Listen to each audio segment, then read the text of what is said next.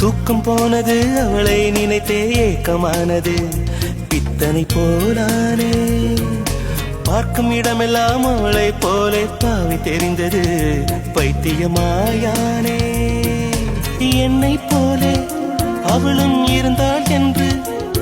அவள் சொல்ல கேட்டு உள்ளம் எங்கோ போனது மீண்டும் மீண்டும் அவள்தான் வேண்டும் என்று என்னை தூண்டும் உள்ளம் பச்சை கொடி காட்டுது இது இன்று வந்த சொந்தமா இல்லை ஜன்ம ஜன்ம பந்தமா இளவேனிற்கால பஞ்சமி அவள் வானில் வந்த பௌர்ணமி